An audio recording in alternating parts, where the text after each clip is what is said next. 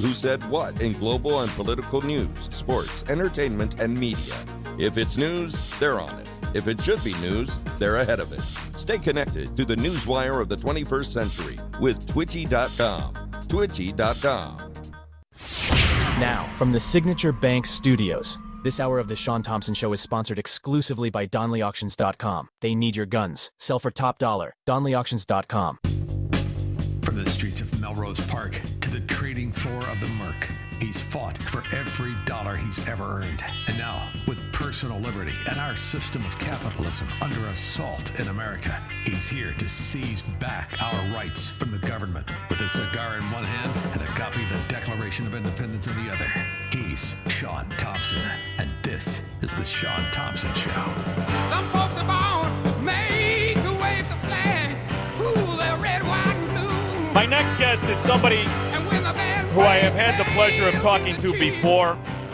I always enjoy his perspective.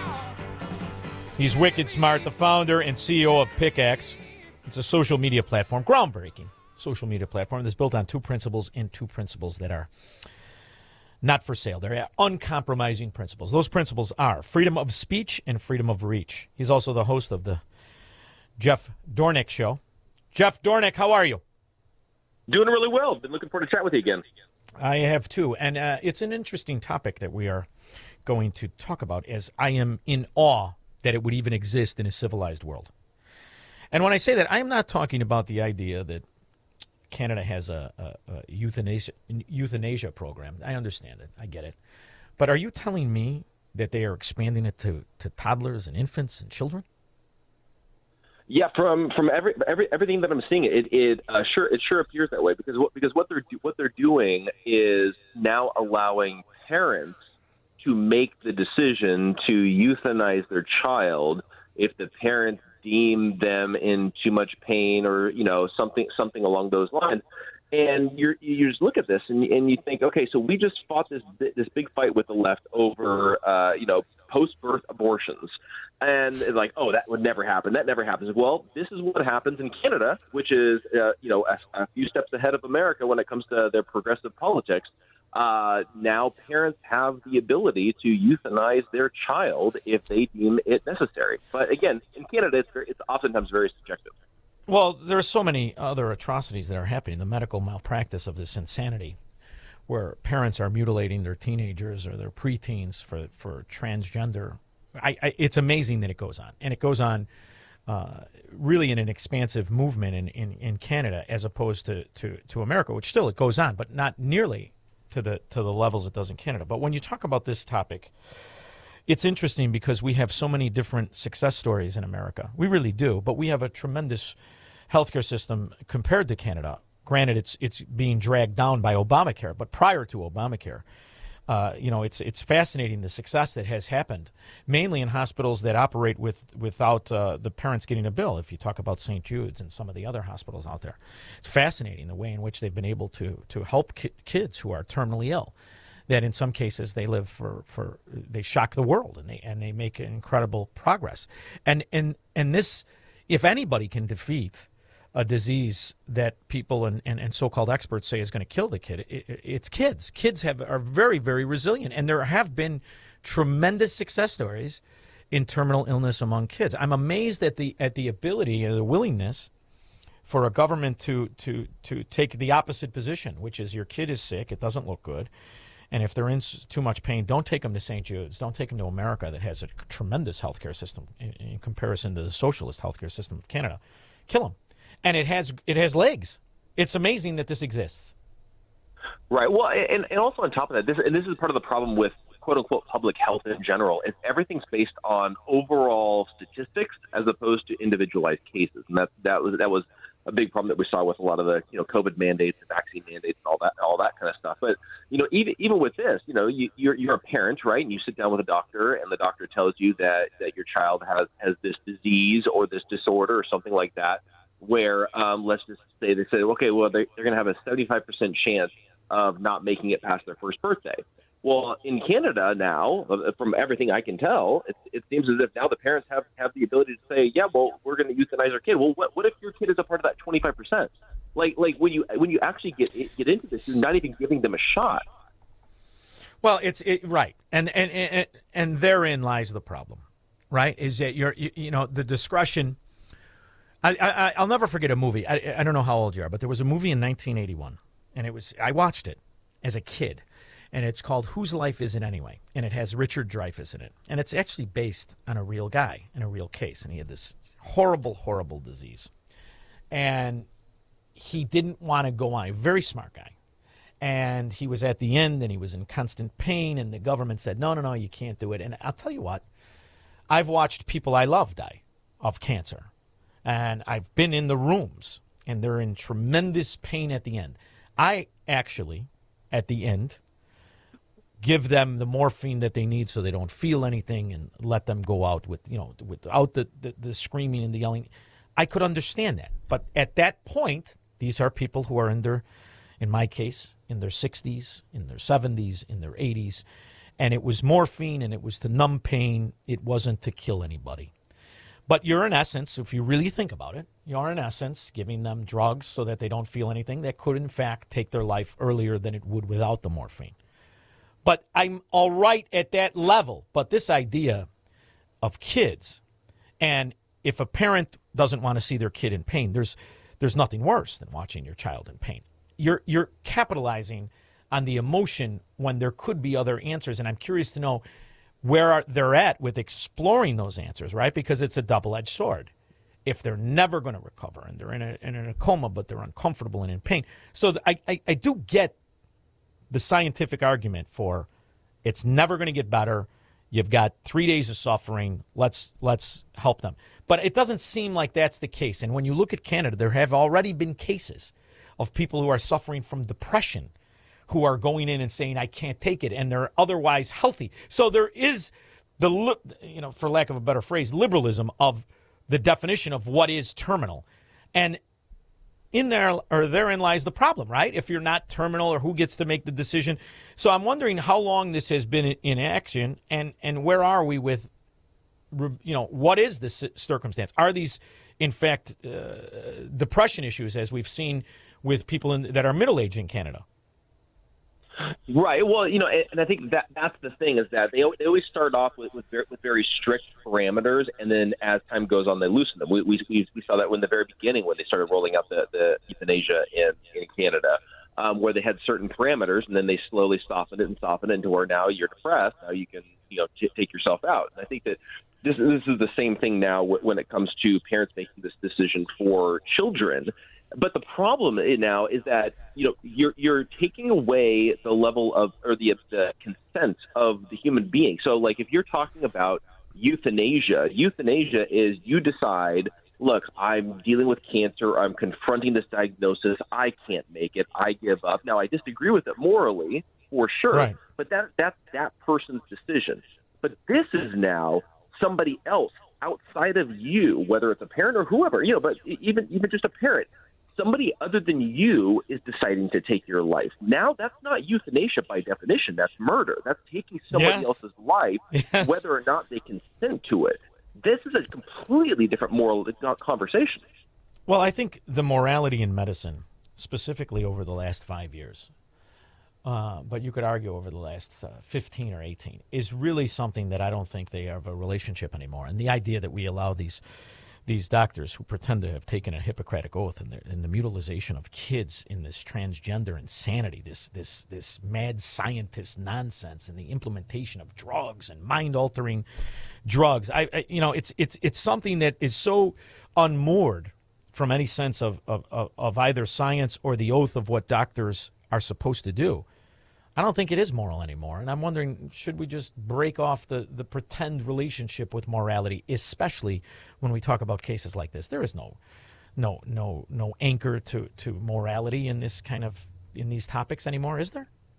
Well, and this gets down to the crux of the basic moral argument that's happening, and we're facing this as our society becomes more secularized. Is that one of the natural byproducts of a more secularized society is that there's the devaluation of human life. So when you look at America and the foundation of this country, our founding fathers established this country under the guise of the idea that there is a God, there is a creator. He created us, and because he created us in his own image, we have certain value as an individual, not as a group, but as an individual. And because we have that value as an individual, we have certain inalienable rights that are given to us by God that cannot be taken away by the government. So that's written into the foundation of America as a country. But as time is going on, we're becoming more secularized. We're denying the existence of God. When you deny the existence of God, you begin to deny the value that you have, which is the foundational principle of the Constitution of the United States. And I think that this is the natural byproduct where you take it to its logical conclusion, which is if you don't have certain inherent value in being a human being, you're nothing more than an animal. You're just a different breed of an animal. And if you're an animal, it's the same thing as a horse breaks its leg and you take it out back and you shoot it. Put it down. Yeah. Exactly. Yeah. It's the same mentality because now we're nothing more than animals. Well, what's interesting is that I've watched, and this is the beauty of being a little bit older, is I've watched these same radical zealots, these cultists to Marxism and communism and these atheists and whatnot, argue against any relationship between our God, Christ, and America and the founding of America. They'll argue with this whole thing. And I've watched it. And at the same time, they clear the field to embrace the most radical form of any religion to ever touch the face of earth. These are the same zealots of Marxism and atheistic beliefs. These are the same zealots that want to clear the field for these areas to become Sharia law within our own country. Do you find that insane? Yeah, well, when you think about it, it's very much this idea of if you have a common enemy, then you'll ally yourself with somebody else. And so when you look at it from that perspective, the atheists and the far left radical Marxists have an ally in the radical Islam because their common enemy are Christians. Their common enemy are America, even the Jews. And so they will ally with each other, eliminate us essentially, and then they'll duke it out later. It's very similar to what happened with Nazi Germany. Nazi Germany, a lot of people don't realize this. They aligned themselves with radical Islam in the Middle East. Why? Because they had a common enemy with the Jews. And so it's the same. It was Hitler that named Iran. It was used to be Persia. Yeah. Right. So they aligned themselves, and then the goal was, okay, we'll align ourselves, we'll take out America, we'll take out the Jews, we'll take out all this kind of stuff, and then we'll duke it out against each other later on down the road. So the reality is it's not religion that the zealot for Marxism or communism or socialism hates. It's just our religion, because it's with our religion that the Enlightenment exists. It's within Christianity and Judaism that the individual exists. And in all these other ones, they don't exist.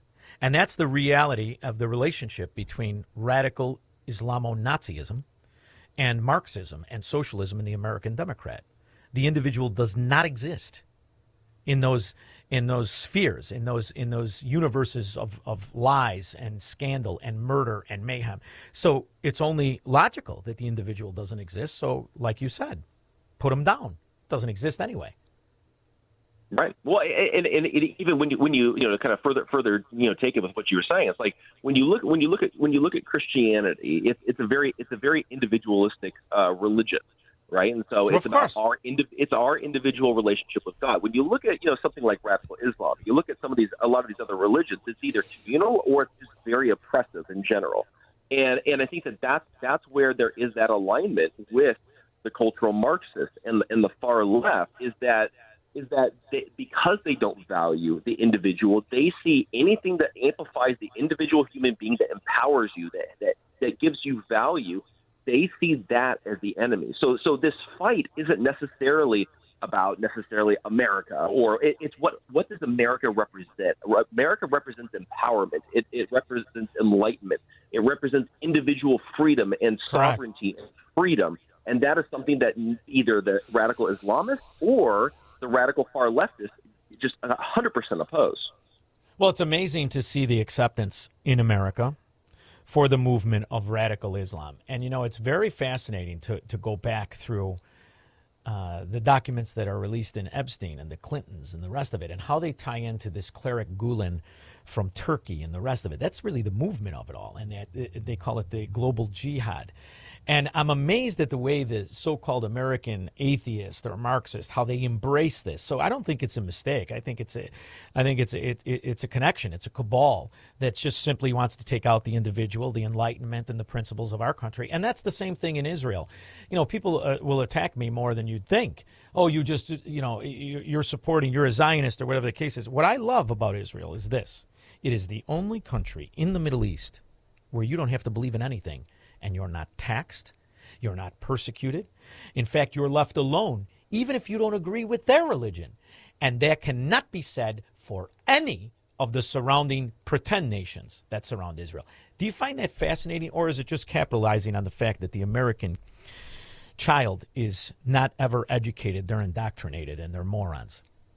Right. Well, I think it's a really good point, and I think that it's one that is not discussed enough. In a lot of this debate over Israel and all that kind of stuff, and I think it's really interesting because you can agree or disagree with decisions that Netanyahu makes or decisions that the government of Israel makes and all that kind of stuff. But when you compare Israel to the surrounding countries, there's a stark contrast in the level and the amount of freedom that there is in Israel compared to all the surrounding Islamic nations.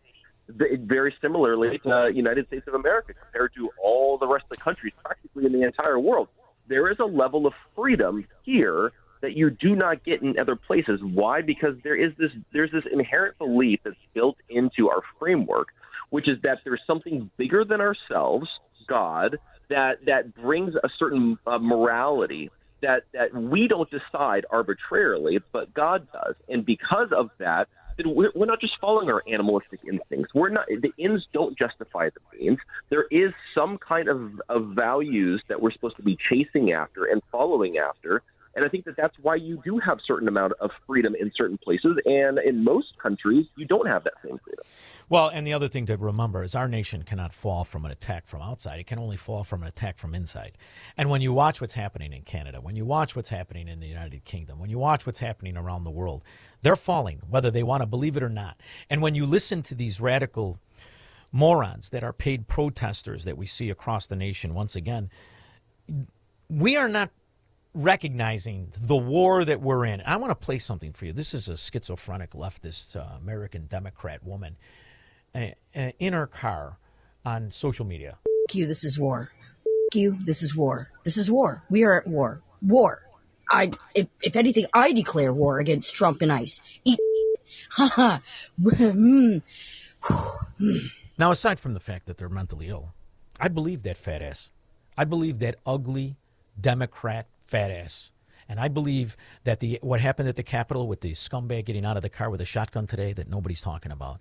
I believe that what you see with the transvestites and the shootings, I believe it is all in coordination. And if we don't understand that, we will fall in the way the UK did, in the way it looks Canada is doing. We will fall, won't we, if we're not prepared for what we're in? Right. Well, and this is where I think a lot of times, we on the right, conservatives, a lot of times I think we're fighting this battle on the wrong battlefront, right? I think a lot of times we think, okay, we can fix this by voting our way and sending people to Washington, D.C., and as long as we get more Republicans into D.C. than Democrats, we're going to win and we're going to save this country. And that's not the reality. The reality is that the left has entrenched themselves into every aspect of influence in this country, whether you're talking about a lot of churches, you're talking about education, you're talking about entertainment, you're talking about books, you're talking about business, everything. The left has deeply entrenched themselves from the ground up, while conservatives, while we talk about decentralization and states' rights all the time, all we focus on is who do we send to Washington, D.C. Well, we've got to actually wage the battle where the battle's being waged, and that is in the hearts and the minds of the people. That means that we need to start waking people up to the truth about both the gospel, about Christianity, about conservative values, about the Constitution, about why America is the greatest country in the history of this planet. Like, we need to start waking people up and evangelizing our message to people where they are, instead of waging this battle and thinking we can win it with our votes. Like, our vote is just, the voting is just going to be the natural reaction to culture and people's mindsets. The way that we win this thing is changing people's hearts and minds with the truth. Jeff Dornik, I love the fact that you have a platform that allows people to speak. You were one of the few places at Pickaxe where you could go and speak the truth over the last 5 years, which has been unbelievable to live through in America, where fascism and censorship was just the norm.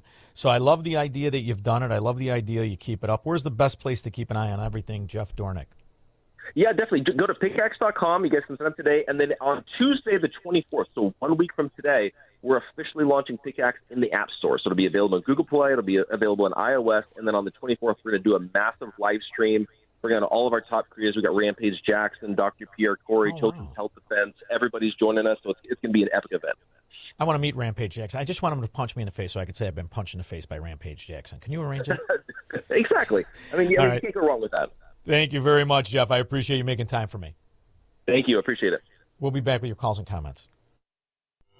He's Shaun Thompson, Hello, Mr. Thompson. and this is the Shaun Thompson Show on AM 560. The Answer. Does your company exhibit at trade shows? Are your show costs rising? Not getting the return you expect?